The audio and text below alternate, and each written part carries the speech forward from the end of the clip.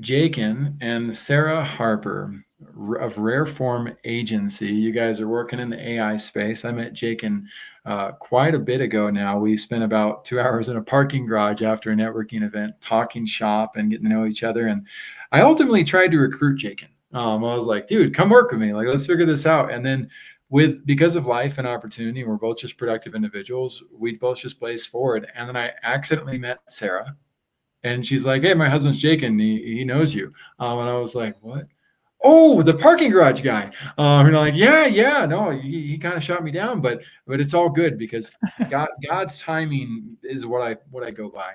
And at the same time, like, I know you've done great things with your life, and I just knew I saw the potential. You just, I asked LeBron James, I would ask him right now, can you come work with me? I would love to work with LeBron. But that doesn't mean it's going to happen, and Yeah. doesn't mean that LeBron's not doing important things that I'm not. It just is. So visionaries out there, just know that relationships may come full circle down the road, years down the road, or maybe months down the road, and it may be through a third party connector, such as a wife. So, Jake and Sarah, thank you again for being here. I would love to hear it. Tell me about your vision. Where are you guys going with everything that you're up to? Within just rare form or our lives as a whole? Wherever you want to look, man. Anywhere. I got a vision of Ecuador out this window. It's not the prettiest vision. I've got better visions elsewhere, but yeah, but wherever you want to go with it. Well, I think I'd like to start by giving Sarah a springboard. I know that she originally didn't want to work in business. She didn't. She wanted to work. She used to work at a foster care agency, and she loved the fact that she was able to help kids. She has a very high drive for justice and caring for people. And so when she left there, she's like, "All right, let's start working with Rareform." And immediately she was not like super ecstatic about the business aspect, but then she saw that we were able to actually not only help other businesses, but that we actually do have some nonprofits that we're able to help through our system. Mhm. And so, you talk about that at all? Yeah. So talking about you kind of setting up with, the Lord has a plan and His timing is perfect, and He can have a sense of humor. With my time at working for the foster care agency, we went through, I believe it was three or four CRMs plus paperwork, and I got to see kind of firsthand how that really affected me in my job, being in social work. And so I thought it was hilarious once I kind of made the jump to Reform Agency, and that was part of our offerings with CRM. Um, and my prayer was always, because at some point it just wasn't, I was getting very burnt out. And even if I wanted to stay, things got more expensive. We needed more income for our family. And so, um, I remember I would pray, okay, Lord, and you were included on those prayers, right? Like you heard them say, okay, Lord, how can I do this just maybe in a different capacity? And that was me thinking maybe just, I did not think it was going to, let's just say I didn't think it was going to be tech at all. So then I made the transition working with for Rareform with my husband. And so um, we ended up probably within that time is when we onboarded about three or four nonprofits. Yeah. And so we got to work with them. Usually we'll offer discounts or work with them and their price points as best we can. And so I just had to laugh. I was like, okay, this is so funny. Just given my experience with that. And I wanted to be able to help. I just didn't know it was going to be from a technical space or from this type of capacity. So that's a little bit Wow. of my background and my story. That Doing is it. so cool. And then, they say, as the scripture says, ask and you shall receive, Yeah. right? Knock and it shall be open. And so you guys did that. And then it combined and you found new horizons. And, our weaknesses often become our strengths too, right? And so CRMs are a weakness for 99.9% of companies. Ryan Dice, digital marketer, once said in a panel, I would rather eat my left pinky than build another CRM. And I was the only person in the audience who laughed out loud. But I had two SaaS companies that were both CRM companies, and so I was like, "Yes, I know that feeling. I don't need my pinky anymore." So yeah, it's a challenge for businesses everywhere. and the challenges often increase with the nonprofits because Mhm. they often struggle with the revenues to get the types of tools they need to make their impact. So I love that. Tell me about either Rare Form Agency or your side of the vision, Jakin. What are you guys what are you guys up to, and how's it helping your audience? Who is your audience, by the way? So with Rare Form Agency, my vision, it actually comes in the form of a story, which is my dad started 8 different businesses growing up that I can remember.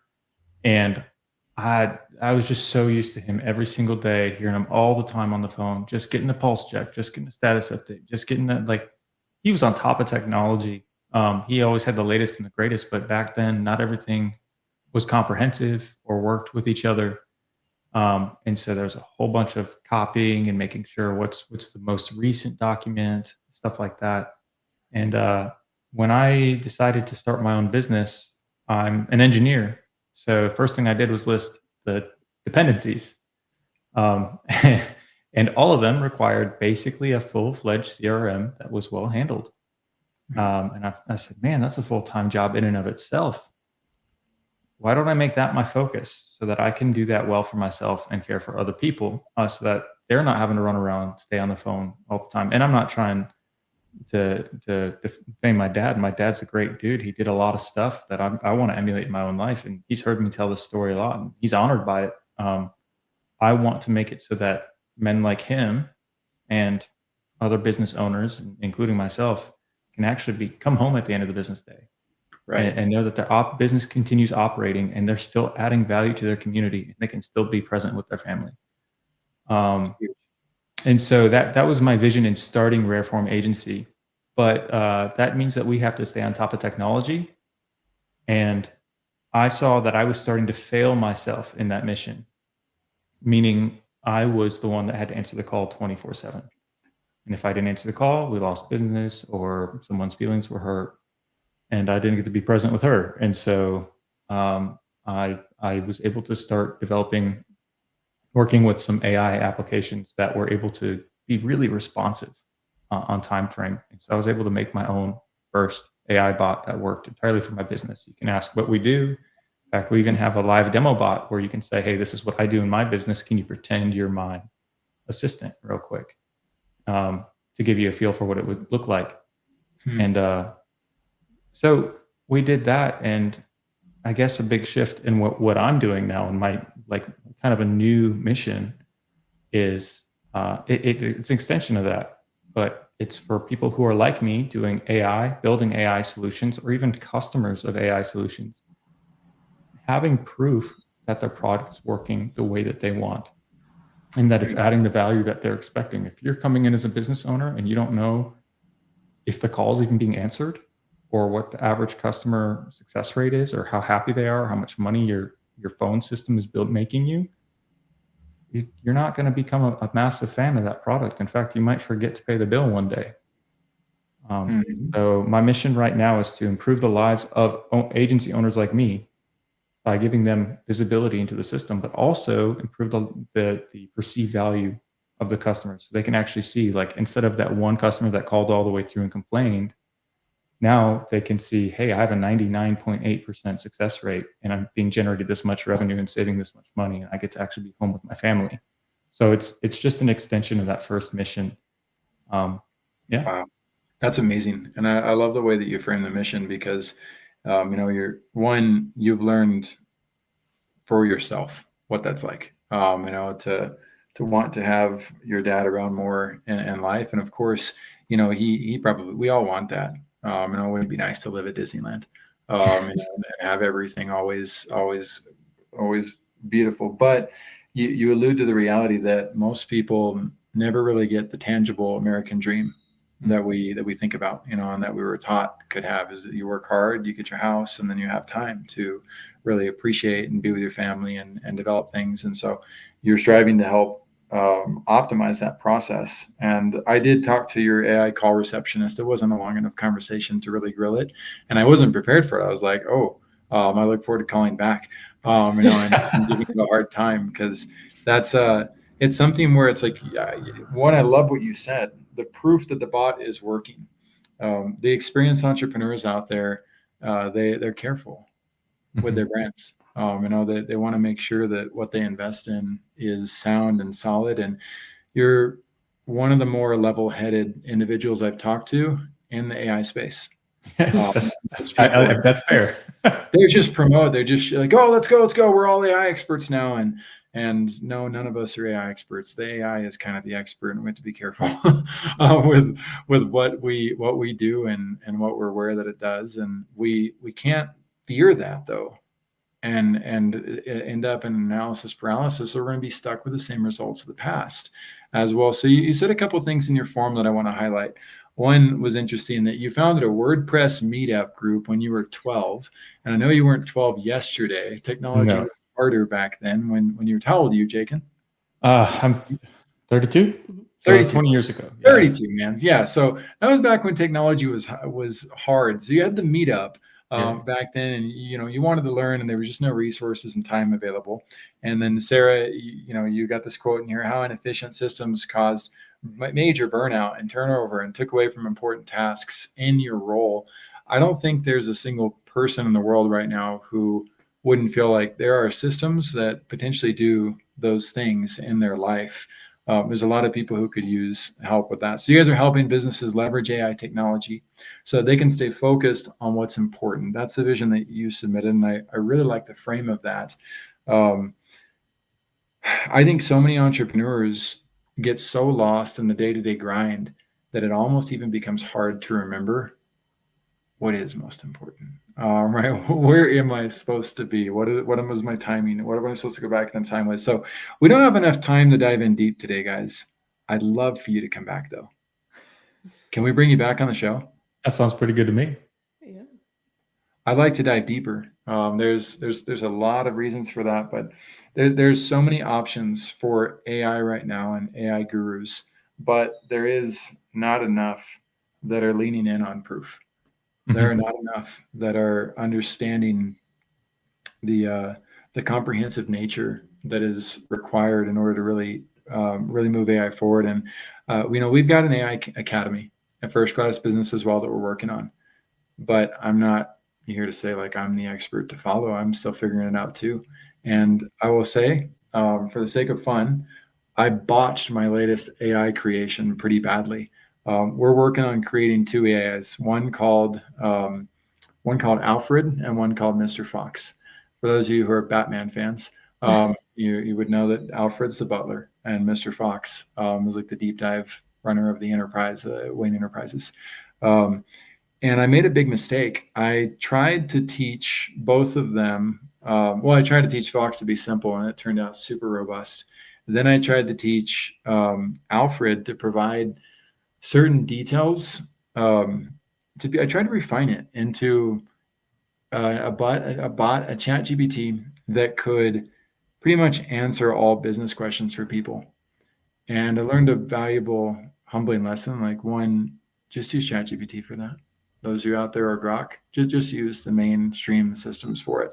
Yeah. What I should have designed it to do was to one, guide people to use their own robust system that already knows them, and two, help them realize anything that Alfred or Mr. Fox are providing are strictly within the confines of what we do and operate within First Class Business. And so it's one of those things where it's like, until you spend hours and hours and hours and hours and hours and hours and hours and hours playing with AI, just know that you're playing with like a nuclear energy that could really hurt your business and really hurt your results. So if you don't want to do that, then find the human beings who are building holistically. Yeah. Find the ones who are going to treat you well and respect your vision, your mission. And again, that's why I'm going to invite Jakin and Sarah back, because I believe in you guys as human beings. And heck, I need AI help as much as anything. So do y'all want to share any final thoughts before we wrap up? 30-second final piece of advice for visionaries out there? I think 30 seconds. Sorry. I was just going to say, I know we talked about vision, and one of the stories I love sharing is a client of ours. We got to see him through starting a business from day one. He started with us, and he used our digital receptionist service in particular.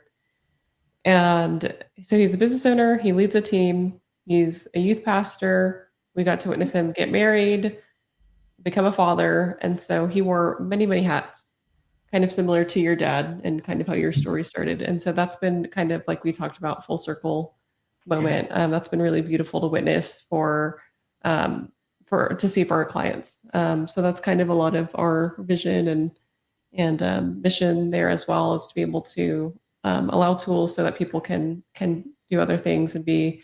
New Braunfels is huge about being involved in community Yeah. and things like that. And so we realized that's something that we find important, but so does our community. So to be able to provide tools to allow them to do what's important, including pouring back. So I love that. And visionaries, those of you listening in, again, we got visions that are off in the distant future and stuff, but I love that Sarah tied it back to who are we helping? And how are we helping them in their lives? We'll see you guys on the next episode. If you want to join us, in the top right corner, you'll see a button that says Be Our Guest. Come and be our guest. Share your vision with us. Let's explore what you're up to, how you're helping the world. And we'll see you guys all in the next episode. Take care, everybody. Bye-bye. Thank you for being here today. I'm really happy that you tuned in to Vision Pros Live. I'm looking forward to seeing your reactions as these episodes continue to move forward. This is going to get more and more fun. We'll have more and more engagement as well. We'll invite people to participate in the show. And thank you for giving us your time and attention. Have an excellent time building out your vision and becoming a Vision Pro yourself.